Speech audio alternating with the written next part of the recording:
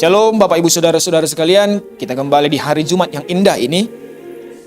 Jumat 15 Mei 2026, kita akan bersekutu dengan firman Tuhan yang akan menyapa kita. Oleh sebab itu, sebelum kita bersekutu dengan firman Tuhan, marilah kita bersatu di dalam doa. Kasih setia dari Allah Bapa dan dari anaknya Tuhan Yesus Kristus memelihara hati dan pikiranmu menerima firman Tuhan ini. Amin.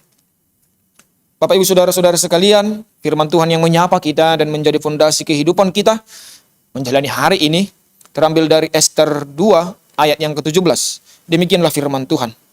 Maka Ester dikasihi oleh baginda lebih daripada semua perempuan lain, dan ia beroleh sayang dan kasih baginda lebih daripada semua anak darah lain, sehingga baginda mengenakan mahkota kerajaan ke atas kepalanya dan mengangkat dia menjadi ratu ganti Wasti. Demikianlah firman Tuhan.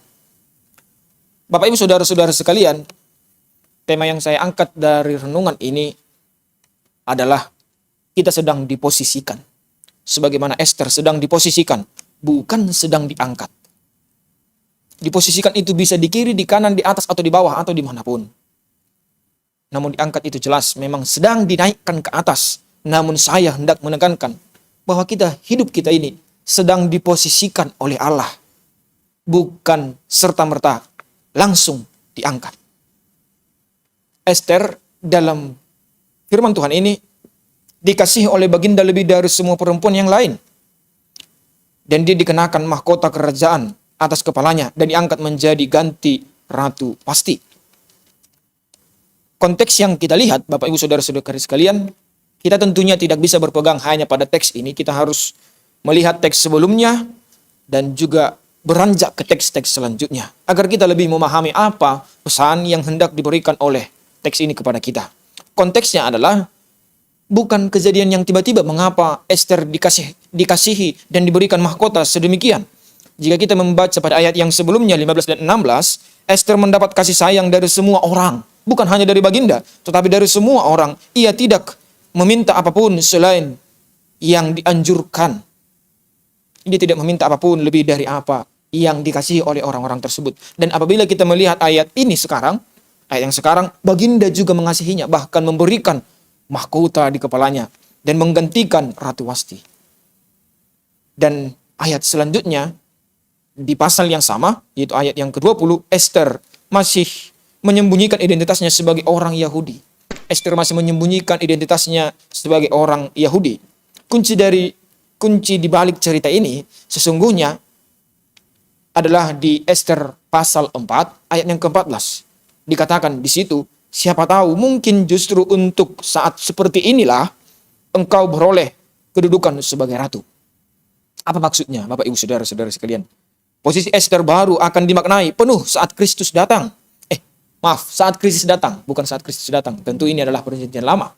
Posisi Ester baru akan dimaknai penuh, dimengerti secara keseluruhan saat krisis itu datang. Bagaimana itu terjadi? Ada 3 kebenaran utama untuk kita pahami dahulu dalam kitab Ester ini. Yang pertama, Tuhan tetap bekerja meski tidak terlihat. Sekedar informasi bagi kita Bapak Ibu Saudara-saudara sekalian, kitab Ester lah kitab satu-satunya yang tidak menyebut nama Tuhan atau nama Allah di dalam kitabnya. Ketiadaan tanda atau nama Tuhan ini bukan berarti ketiadaan karyanya di dalam hidup manusia. Jangan ukur kehadiran Tuhan atau kehadiran namanya dari perasaan atau keadaan kita saja. Ketika Tuhan tidak terasa, bukan berarti ia tidak bekerja dalam kehidupan kita. Itu mungkin saja hanya perasaan kita. Dan yang posisi yang kedua atau kebenaran utama yang perlu kita pahami adalah posisi Ester yang perlu dipahami. Bukan sekedar tujuan, tetapi penugasannya. Posisi yang harus dipahami adalah bukan posisi tujuannya. Mengapa dia menjadi ratu, mengapa dia dikasihi oleh seseorang. Namun penugasannya, mengapa dia ditugaskan. Ester menjadi ratu bukan untuk kenyamanan, tentu bukan. Namun bukan sebagai jabatan atau kesempatan pengaruh. Atau sama dengan alat untuk sesuatu yang lebih besar. Jangan berhenti pada dia yang diangkat. Namun tanyakan, apa maksud dari aku ditempatkan di sini? Maksud dari aku diposisikan di sini?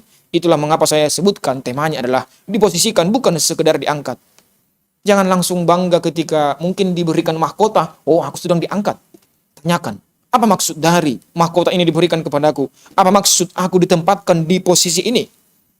Oleh sebab itu kita beranjak ke kebenaran utama yang perlu kita ketahui selanjutnya, yaitu makna yang sering baru terlihat di belakang.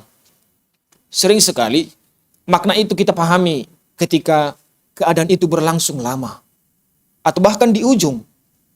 Di pasal kedua, dia belum mengerti. Bahkan kita juga belum mengerti. Namun ketika kita membaca ke pasal-pasal selanjutnya, maka kita akan mengerti, oh semuanya sudah jelas. Semuanya menjadi jelas. Kita berjalan dengan iman, bukan dengan penjelasan yang lengkap.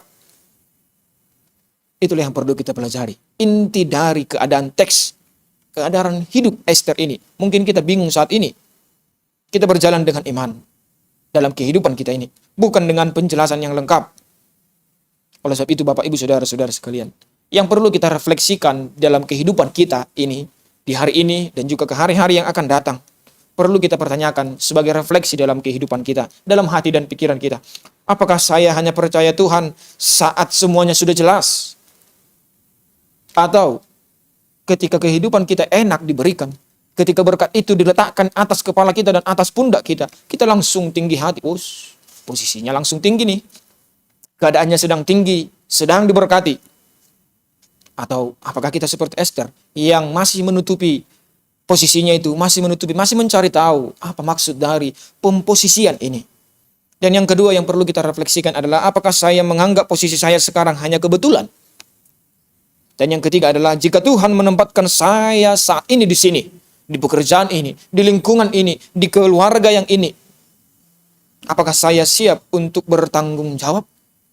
Apakah saya sudah mampu mempertanggungjawabkan semua keadaan yang mungkin akan terjadi di sekitar saya ini? Saya sebagai pekerja, saya sebagai penjual, saya sebagai ayah, saya sebagai ibu, saya sebagai anak, dan apapun itu posisi kita.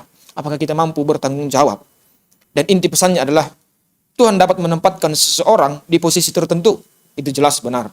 Bahkan tanpa penjelasan secara langsung kepada orang-orangnya, kepada kita semua. Untuk tujuan yang baru akan terlihat kemudian. Maksud dan tujuannya itu akan terlihat setelah perjalanan itu berjalan, setelah posisi itu kita terima.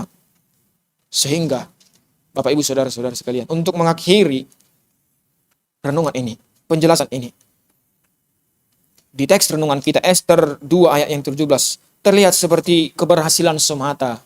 Oleh karena dia baik, maka dia disayangi oleh orang-orang sekitarnya, maka dia juga disayangi oleh baginda. Tapi sebenarnya itu adalah persiapan untuk tanggung jawab yang lebih besar. Oleh sebab itu dimanapun kita sekarang posisinya, entah itu di pekerjaan, entah itu di keluarga, entah itu di lingkungan kita, apapun posisi kita, penempatan kita di situ, di saat ini, itulah persiapan untuk mampu bertanggung jawab lebih besar lagi. Mahkota itu bukanlah akhir cerita Bapak Ibu Saudara-saudara sekalian, melainkan awal dari panggilan. Kita tidak sekedar ditempatkan, namun kita sedang diposisikan. Dan setiap posisi selalu membawa tujuan dari Tuhan. Amin. Kita bersatu di dalam doa. Segala puji dan syukur kami panjatkan kehadirat-Mu ya Tuhan, yang telah memposisikan hidup kami ini. Apapun yang terjadi dalam kehidupan kami saat ini ya Tuhan, dimanapun posisi yang Engkau tempatkan kami ya Tuhan, kami sungguh bersyukur dan menantikan jawaban atas maksud apakah yang hendak Tuhan berikan dalam kehidupan kami ini. Oleh sebab itu ya Tuhan, firman-Mu telah mengajarkan kami agar kami senantiasa merenungkan, merefleksikan tanggung jawab apa yang sedang Engkau ajarkan untuk kami pikul ya Tuhan. Maksud apa yang hendak Engkau berikan dalam kehidupan kami atas semua posisi ini ya Tuhan. Bimbing kami ya Tuhan untuk semakin mengerti dan semakin menghidupi firman-Mu ya Tuhan dalam kehidupan kami ini. Berkati kami senantiasa ya Tuhan, melanjutkan dan mengerjakan setiap aktivitas yang boleh kami kerjakan atas kasih karunia-Mu. Ampunkan kami ya Tuhan atas setiap dosa dan pelanggaran kami, agar kami layak disebut sebagai anak-anak pembawa firman dan pembawa kerajaan-Mu di tengah-tengah dunia ini. Dalam Kristus Yesus, kami berdoa dan mengucap syukur. Amin. Anugerah dari Tuhan kita Yesus Kristus dan kasih setia dari Allah Bapa, serta persekutuan Roh Kudus menyertai dan memberkati kamu sekalian. Amin. Demikian Bapak Ibu Saudara-saudara sekalian, firman Tuhan yang menyapa kita. Semoga kita dikuatkan untuk mengerti posisi kita saat ini, hendak diajarkan tanggung jawab apakah oleh Tuhan dalam hidup kita ini. Shalom.